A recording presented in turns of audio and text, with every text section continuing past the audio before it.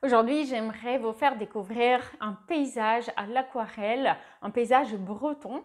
Vous allez voir différents essais que j'ai fait donc pour peindre ce paysage breton rocheux à l'aquarelle. Alors, la première option, on l'a tous aimé. La deuxième option, c'est les gens autour de moi, notamment ma famille, à qui j'ai demandé laquelle des options ils ont aimé. Eh bien, c'est cette option-là qu'ils ont préférée. Et moi, personnellement, pour l'instant, j'ai le plus aimé la troisième option. Ce que je vous propose de faire, c'est de faire une quatrième option ensemble. Ainsi, vous allez voir les étapes. Et puis, vous allez me dire aussi en commentaire, si vous le souhaitez, lequel des quatre options, du coup, vous avez le plus aimé.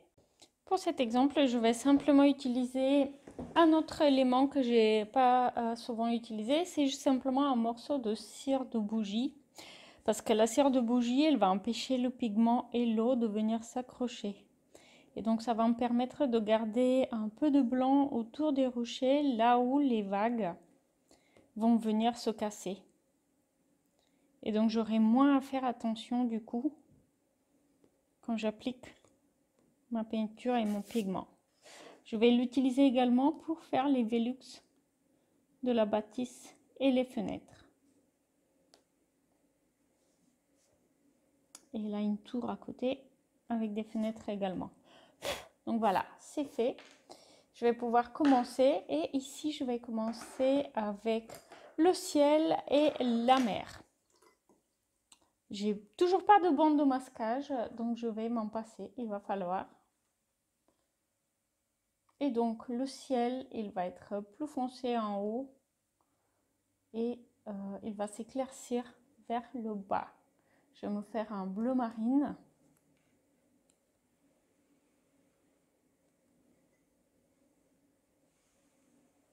Quand il y a des petites flaques comme ça, j'essaie de les étaler tant que la peinture est bien mouillée. Je vais essayer de ne pas trop couvrir ici la maison. Voilà. Et je m'arrête au niveau de la ligne de l'horizon. On peut bien sûr ajouter des parties un petit peu plus foncées avec une peinture un peu plus saturée. Si on voit que ça fait des flaques d'eau, on peut toujours effacer un petit peu le pinceau. Voilà.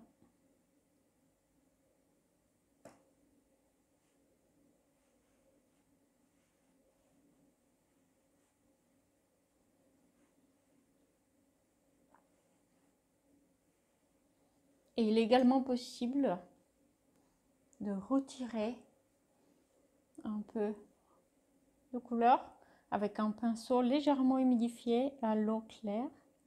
Et on va juste passer dessus. Donc c'est mouillé. Ça va permettre du coup d'éclaircir certaines zones. Voilà.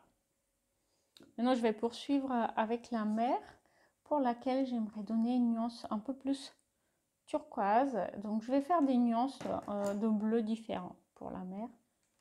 Mais je vais appliquer un bleu un petit peu plus vert pour donner l'effet turquoise.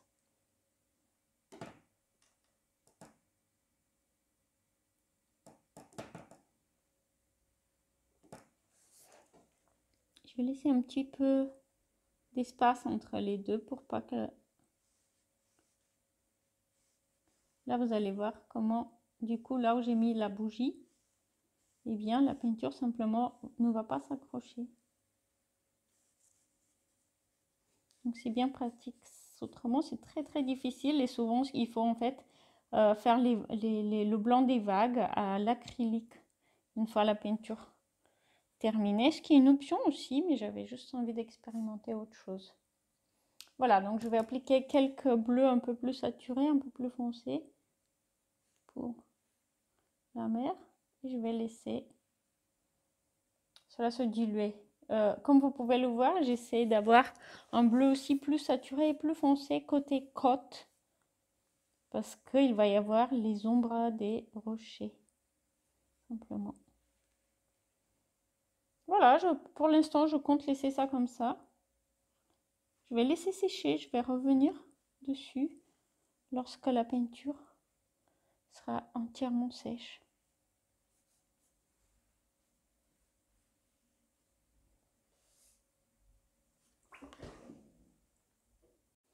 Je vais poursuivre avec les rochers et j'ai prévu de faire une technique un petit peu différente pour les rochers. Vous allez me dire ce que vous en pensez. Je vais faire une couleur, un marron rouge un peu ocre, un mélange assez saturé avec beaucoup d'eau. D'accord? Là, je suis en train de mélanger. Je fais mon mélange. Je ne sais pas si ça se voit sur la caméra. Dans la palette à côté. Puis après, à la fin de chaque séance, j'essaie de nettoyer mes couleurs à l'eau claire pour que les couleurs soient bien fraîches pour la prochaine fois. Voilà, donc mon pinceau il est bien saturé. Et donc là, l'idée, c'est de bien venir appliquer cette couleur saturée ici en bas. Pourquoi pas passer une deuxième couche. Donc elle est très très saturée. Vous voyez.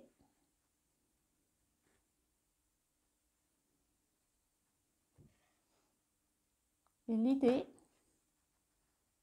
c'est d'ensuite rincer complètement le pinceau et venir mouiller le reste de la zone que je voudrais peindre avec un dégradé de cette couleur, mais sans encore toucher. Et une fois que c'est bien, toute la surface est bien mouillée, je vais venir m'approcher pour faire un lien entre cette zone bien peinte avec la peinture saturée et la zone mouillée. Et puis après, je vais laisser la magie se faire. Donc là, je vais éviter de peindre juste à côté, donc je vais aller m'éloigner un peu en attendant que ça sèche, hein. Ça laisse le temps. Et je vais venir par exemple faire, pourquoi pas, cette zone-là. Là, il y a une ombre. Donc, je vais venir repasser une deuxième couche. Je fais exactement la même chose, hein. Je viens repasser une deuxième couche, peinture assez saturée avec pas mal d'eau.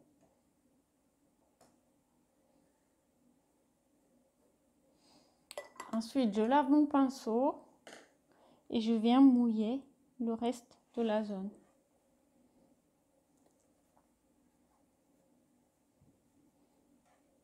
Et une fois que c'est bien mouillé, je viens seulement là toucher ici. Mais il faut faire assez vite parce que si ça sèche, après ça marche plus. Ok? Et donc là, je vais venir aider un petit peu. Voilà. Et puis je vais reprendre un peu de peinture pour faire finalement ma tour.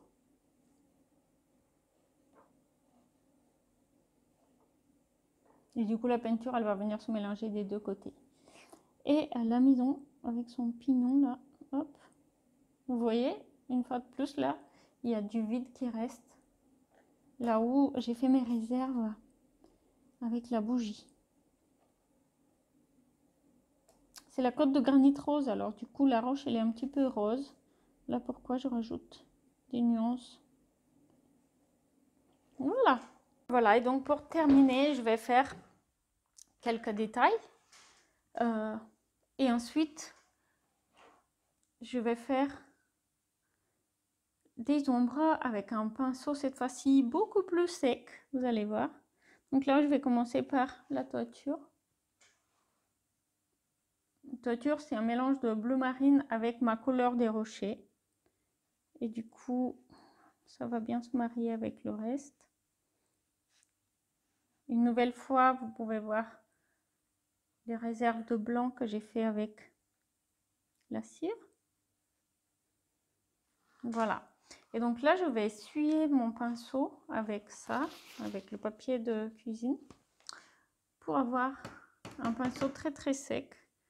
Et je vais prendre un mélange du coup de bleu marine et de la couleur des rochers pour avoir un genre de gris assez froid. Et je vais simplement faire un oiseau dans le ciel.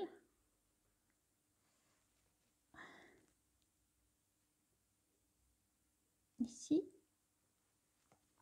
Et ensuite, quelques ombres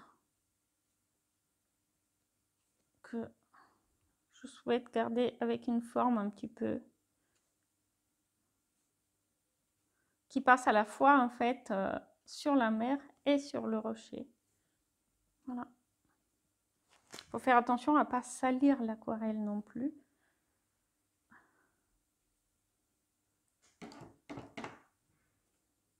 Ça donne un petit côté dynamique, je trouve. Et voilà, je trouve que je vais m'arrêter là.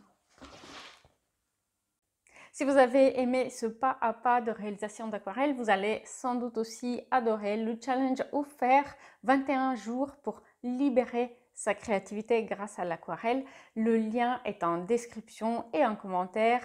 Vous pouvez vous inscrire sur mon site web et ensuite attendez les emails qui vont vous donner les pas à suivre.